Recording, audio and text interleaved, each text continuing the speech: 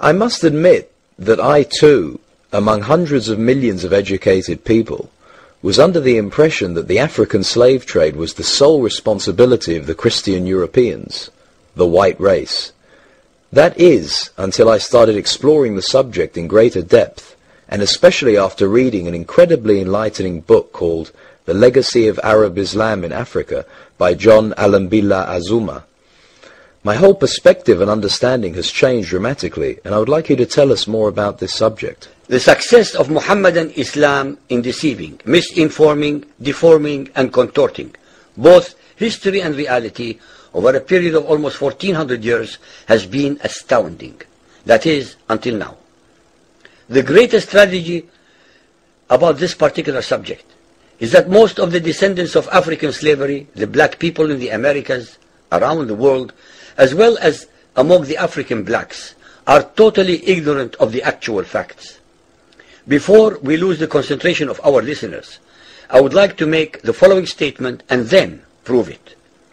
That the worst, most inhumane and most diabolical institution of the black African slave trade was initiated, refined, perpetrated and implemented by the Mohammedan Arabs and later aided and abetted by the black converts to Mohammedan Islam. I predict that, as usual, the two subcultures, those of denial of facts and of political correctness, will attack us without once disproving a single statement and or conclusion that we make. Slavery was not created by the white races, because it has existed throughout human history and practiced by every tribe, culture, civilization, racial group, and religion. In fact, the very word slavery has its root in the name Slav, based upon the Slavic peoples of Europe who were subjugated by other Europeans. It is not common knowledge that the Arabic word abd is synonymous with the meaning of slave. For example, Abdullah means literally the slave of Allah, and that in the language of the Arabs, all black peoples are called abid, plural, for slaves.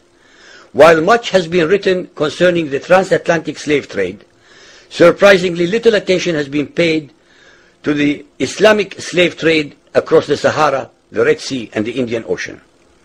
While the European involvement in the African transatlantic slave trade to the Americas lasted for just over 3 centuries, the Arab involvement in the African slave trade has lasted 14 centuries, and in some parts of the Mohammedan world is still continuing to this day. The birth of Mohammedan Islam and its conquests brought about the birth of institutionalized, systematized, and religiously sanctioned slave trade on a massive and global scale. In fact, the Quran allows the taking of slaves as booty or reward for wars of aggression against any and all unbelievers, most of the human population. This has led to an enormous number of so-called holy wars, jihad in Arabic. There was and is absolutely nothing holy about these wars, which are primarily to plunder, slaughter, rape, subjugate and rob other human beings of their wealth, produce, freedom and dignity.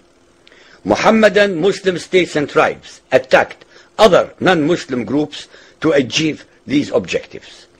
Although Islamic jurisprudence laid down regulations for the treatment of slaves, however, incredible and heinous abuses have occurred throughout the history of Mohammedan Islam. By the Middle Ages, the Arabic word abd was in general used to denote a black slave, while the word mamluk referred to a white slave. Ibn Khaldun, 1332 to 1406, the preeminent Islamic medieval historian and social thinker, wrote, "The Negro nations are, as a rule, submissive to slavery, because they have attributes that are quite similar to dumb animals." It should also be noted that black slaves were castrated based on the assumption that the blacks had an ungovernable sexual appetite.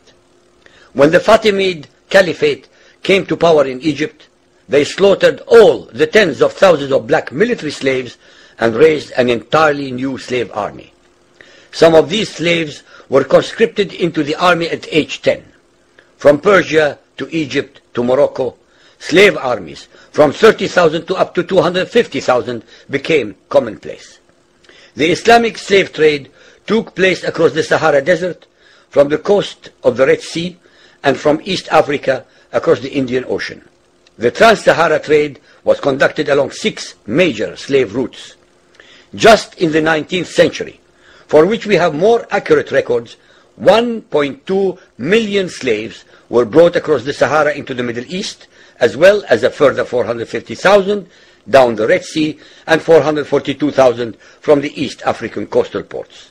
That is a total of 2 million black slaves just in the 1800s. At least 8 million more were calculated to have died before reaching the Muslim slave markets. A comparison of the Islamic slave trade to the American slave trade reveals some extremely interesting contrasts. While 2 out of every 3 slaves shipped across the Atlantic were men, the proportions were reversed in the Islamic slave trade. 2 women for every man were enslaved by the Muslims. While the mortality rate of slaves being transported across the Atlantic was as high as 10%, the percentage of slaves dying in transit in the Trans-Sahara and East African slave market was a staggering 80 to 90%. While almost all the slaves shipped across the Atlantic were for agricultural work, most of the slaves destined for the Muslim Middle East were for sexual exploitation as concubines, in harems, and for military service. While many children were born to the slaves in the Americas, the millions of their descendants are citizens in Brazil and the United States today. Very few descendants of the slaves that ended up in the Middle East survived. While most slaves who went to the Americas could marry and have families, most of the male slaves destined for the Middle East were castrated, and most of the children born to the women were killed at birth. It is estimated that possibly as many as 11 million Africans were transported across the Atlantic, 95% of which went to South and Central America, mainly to Portuguese, Spanish, and French possessions. Only 5% of the slaves ended up in what we call the United States today. However, a minimum of 28 million Africans were enslaved in the Muslim Middle East. Since at least 80% of those captured by Muslim slave traders were calculated to have died before reaching the slave markets, it is believed that the death toll from 1400 years of Arab and Muslim slave raids into Africa could have been as high as 112 millions. When added to the number of those sold in the slave markets, the total number of African victims of the Trans-Saharan and East African slave trade could be significantly higher than 140 million people. What is obscene about this whole subject is the Muhammadan, Muslim, and Arab culture of denial regarding their complicity in the African slave trade, as well as the ignorance of black Muslims about the reality of their past and present conditions.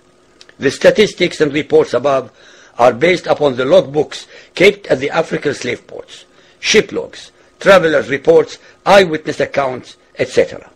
Ladies and gentlemen, the facts and reality of Muhammadan Islam's complicity in the slave trade and their inhuman depravity are infinitely more devastating, more staggering, and more incomprehensible than all the nightmare fictions in the world.